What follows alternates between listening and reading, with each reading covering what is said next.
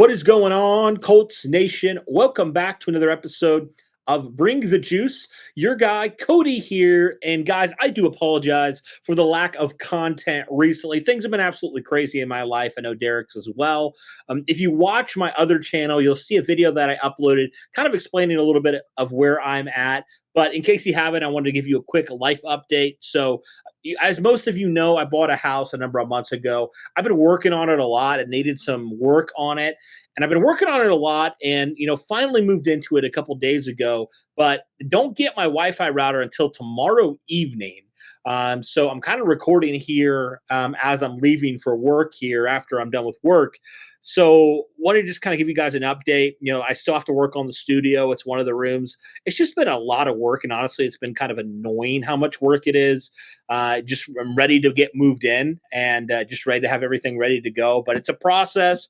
So hopefully we'll be getting back to more of a regular schedule with content here in the next couple weeks. But just wanted to give you guys a quick update in case you're wondering, like, man, we haven't seen a bunch from Bring the Juice or anything like that. That's kind of where I am on my side of things. So just wanted to give you guys that quick update. But other than that, let's get right into it. OTAs for the Indianapolis Colts start tomorrow, and wanting to give kind of a list of my 5 things that I'm watching, that I'm looking for, and 5 things that you guys should be watching ahead of OTAs going into the 2023 season. So without further ado, let's get right into it, jumping in with the first thing, and that has to be the health of 2 of your star players, Jonathan Taylor, who had, ankle surgery, a minor surgery earlier this offseason.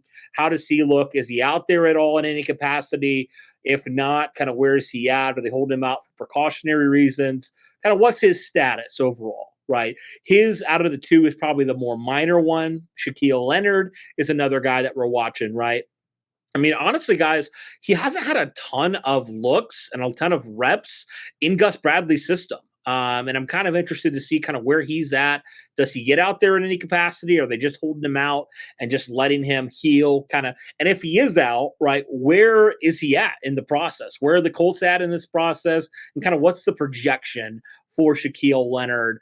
And kind of when can they expect to have him back if he's not active at all in OTAs? Because that is, I think, could be very valuable for him if he is able to be there. So the health of those 2 young stars is definitely one that I'm looking for. Number 2 for me has to be the quarterback snaps. Kind of how are they divvied up, right? Because we obviously know how much the Colts struggled last year of really, getting some quality play from their quarterbacks. So what do? They go out and they start Gardner Minshew, who obviously we know has a lot of familiarity with Shane Steichen. He was with him last year in Philadelphia. He's got some of that. He's been a starter. He's played multiple games, all that stuff. But, like, how does that work with him? And then 4th overall pick, Anthony Richardson, right? I mean, we've seen a lot of things, guys, about how Richardson's ahead of schedule and all this kind of stuff, how Gardner Minshew's praised him in his processing time and all this stuff. I mean, a lot of that stuff can be, just hype, media hype and teams hyping him up. We've seen stuff like that in the past before. But my question is now, with Richardson playing not just against the rookies, but playing against all the players, the vets, everybody playing with the vets on the roster, how is that kind of divvied up? Is it 50-50? Does Richardson have a slight advantage? Does Minshew have a slight advantage? And then how do they look really against, these defenders where the Colts have some pretty decent defenders back there. And so how does that kind of look? How does Richardson look? How does Minshew look? And kind of how is that snap count divvied up here in the OTA period? Number 3 for me has to be, staying with the offense here. Who's the primary slot guy? Who's that number 3 guy? You brought in Isaiah McKenzie in the offseason with Paris Campbell leaving. You brought him in. He had a career year last year in Buffalo. He's played some of that slot for you. And then you drafted Josh Downs in the 3rd round, which a lot of people, including myself, if you go back, were saying, how in the world is this guy still here in the 3rd round, right? We thought he was a 2nd-round pick. So an extremely talented guy who had a ton of production last year, really the last 2 years in college. Right. And so, like, how does he factor in? Who's a number 3? Who's a number 4? Right. And how does that kind of work? Who's that primary slot guy? Because both these guys can play the slot for you. But how does that kind of look early on here in OTAs? All right. Number 4 for me has to be, and really this is 3 players that I'm thinking of. The young offensive lineman, Bernard Ryman, Will Fries, and Emil Ekiyor, who was the undrafted free agent out of Alabama, right? Like, how does that work, right? Ryman, I think, out of the guys, out of the three, we can probably pencil in a little bit more as a starter, right? He played a lot last year at left tackle for you. He had some good moments, had some bad moments. And the big thing I think we all thought from Ryman was that, man, this guy's got to put on some weight. He's got to get bigger. He's got to get stronger. He's got to get better with his anchor, all those sorts of things. And Ryman, in the offseason, he's gained 15 pounds of muscle, and he's getting, where he needs to be as an offensive tackle. I guess my biggest question is, do we notice that improvement for him? And also, does that maybe hit his agility at all? Because we know how athletic Ryman is, being a former tight end. Does that cut into his athleticism at all? Or is it just maybe he's just stronger and he's still as quick? Like, how does he look adding that 15 pounds of muscle? And then for the other two offensive linemen, I mean, Will Fries was your starter for the majority of last year after Danny Pinter got benched. I thought he was, he was okay. He had some nice moments. He had some not so good moments. I thought he was about an average guard last year, but he is still very young. And then you really didn't bring in a ton of a competition outside, of the guy you brought in the undrafted pool and Ekiyor out of Alabama. So, do they compete? What's the snap count there, right? How does that look? And how does he look, right? Because a lot of people thought he was maybe a mid-round pick as well. He had some injury concerns. So, I'm watching all these young offensive linemen, primarily, how does Ryman look? And obviously, how does the right guard look with all that?